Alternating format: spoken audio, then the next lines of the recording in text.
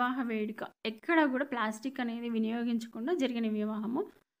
హుస్సేన్ బాబు గారి అబ్బాయి హసన్ చైతన్య మరియు ఆరికల వివాహము వేణుగోపాల స్వామి గోశాల గండిపేటలో అయితే మార్చిలో జరిగిందండి. అక్కడ మేము 500 మందికి బంతి భోజనాలు అయితే అరటాకుల్లో ఏర్పాటు చేసాము. 5 రకాల దేశీయ రైస్ తోటి అయితే చేసామండి. రీతిలో అందరికీ ఆదర్శవంతంగా ఈరోజు పర్యావరణ హిత కార్యక్రమంలో భాగంగా ఈ పెళ్లిని ఈ గోశాలలో నిర్వహించడం చాలా ఆనందదాయకంగా ఉంది.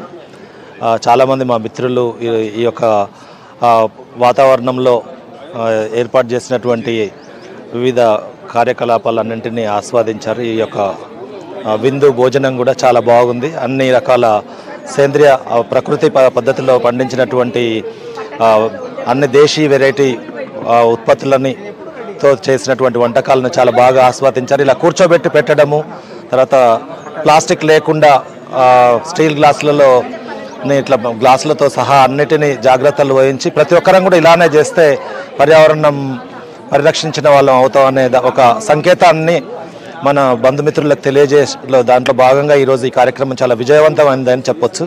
చాలా సంతోషం. భోజనం బాగుందండి. బహురూపి రైసు, తర్వాత కులాకాడ్ స్వీట్ కానీ అన్నీ సాంప్రదాయంగా ఉన్నాయి.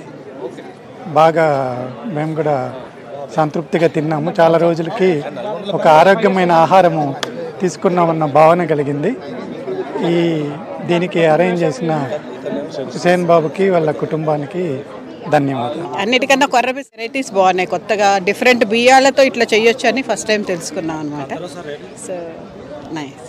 ఈరోజు ఈ యొక్క వివాహంలో అన్ని ఏర్పాట్లు, పెళ్లి వేదిక, అన్ని ఏర్పాట్లు ప్రకృతికి చాలా దగ్గరగా ప్రకృతితో మమేకమయ్యే విధంగా ఉన్నాయి. ఇక్కడ భోజన పదార్థాలు కూడా ఎలాంటి మసాలాలు అటువంటివి లేకుండా చాలా శుద్ధ సాత్విక భోజనం పెట్టడం జరిగింది. ఆ ఆహారము మనం తీసుకోవడం వల్ల మన మనస్సు, శరీరము చైతన్యవంతమయ్యే విధంగా ఈ భోజనం ఉంది.